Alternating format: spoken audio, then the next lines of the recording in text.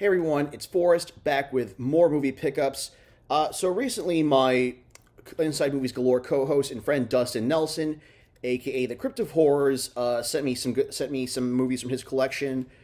You can check out his channel in the link below. Got some really good ones here. So starting off with Dario Argento's The Theenhall Syndrome, starring his daughter Ossia Argento. About a young woman, a police detective, who is trying to track down a killer, but she has hallucinations when she looks at art. The Theenhall Syndrome. This one actually has a lot of special features. You got commentary, interviews, theatrical trailer, behind the scenes. The first time I saw this movie was when I was a teenager. I remember seeing it like late at night on Showtime Beyond. Then also I was working at a comic. I used to work at a comic book store. When I was in college, where we sold Trauma movies, and I remember this was one of the titles we carried back when Trauma had the North American distribution rights. This version, it's a 3-disc limited edition. This 3-disc limited edition, it's actually distributed by Blue Underground, which if I recall correctly, is run by director William Lustig. And they do a really good job of restoring and re-releasing like a lot of horror and cult and exploitation movies on DVD and Blu-ray. It's been a while since I've seen this one. So I'm looking forward to revisiting it.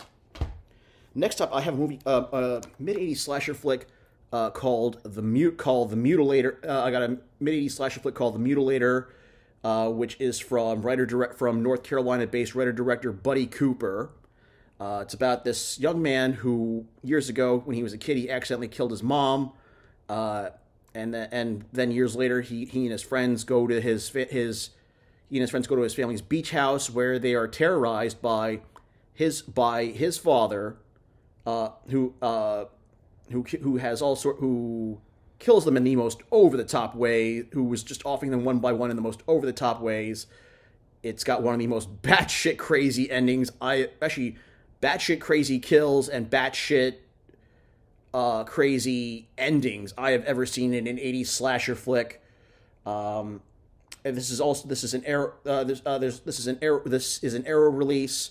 I don't really have too. I am actually just barely getting into Arrow. The only other thing I have from Arrow is their Herschel Gordon Lewis collection. As far as boutique distributors or like niche distributors, I mostly I got a lot of like quite a bit of Shout Factory and some Blue Underground, but a lot of Shout Factory, Trauma, I saw this once. I was just completely blown away by it. How it just really well, just for a movie of its time and budget. It's very well made. It's very well made. As you can see with the casing, there's nothing really. It's a 2-disc set. There's a booklet included. Also, actually, I should mention. Oh yeah, actually, there was also a booklet included with the Theenhall Syndrome, to backtrack a bit. But as far as special features, you've got audio commentary with Cooper and co-director John Douglas and some of the actors from this movie. You have a documentary on the making of it. Inside look at the special effects, screen tests, trailers, the movie's opening theme song.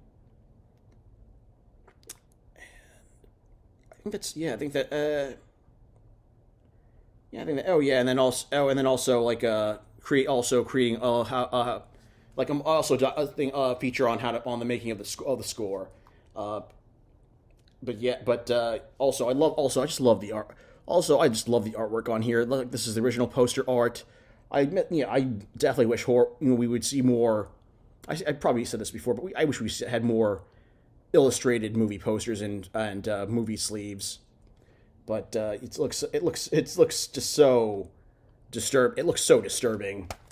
But and then next up, I have three steel books from my favorite filmmaker, John Carpenter. First of all, we've got the Fog. We've got the Fog steel book. Look at look at this artwork. And also all of these are unopened. But yeah, the Fog, simple ghost story. John Carpenter's follow up to Halloween, very simple ghost story about a Northern California town that's being it gets hit with a fog on the town's the anniversary of the town's founding, and the fog contains a bunch of ghost pirates who come to terrorize the town. You've got, as far as special features, you've got a transfer supervised by it was a 1080p high definition transfer supervised by cinematographer Dean Cunday. Audio commentary with John Carpenter, Deborah Hill, Adrian Barbeau, Tom Atkins, Tommy Lee Wallace, and several featurettes on the making of the movie, storyboards, filming locations, TV spots, photo gallery, and other behind the scenes materials. Next up, you have I've got Prince of Darkness, which was Carpenter's return to the world of independent horror after a run of Hollywood fare. It's very under. It's an underrated satanic horror film. About a church that's got a canister with glowing green ooze, which is supposed to contain the devil. This one has commentary by John Carpenter and Peter Jason, interviews with John Carpenter, Alice Cooper, who has a supporting role in the movie, composer Alan Howarth. There's also a look at the filming location, theatrical trailer, an alternate opening that was used in television airings of the movie, radio spots, a still gallery. This is one up until now. This was one of the. Along with the Fog, this one was also one of the few classic Carpenter flicks that I did not have in my collection, and I'm glad to finally have it. And then lastly, They Live, which for me was the end starring Roddy Piper and Keith David. To me, this was the end of Carpenter's prime era. It was the end of marked the end of prime Carpenter. And then the 90s came around, and that's I felt like he got hit or miss after that. But anyway, another great looking steelbook with some great cover art.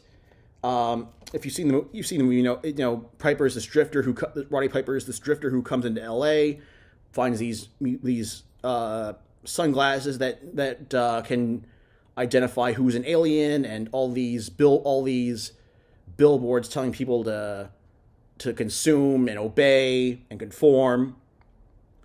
This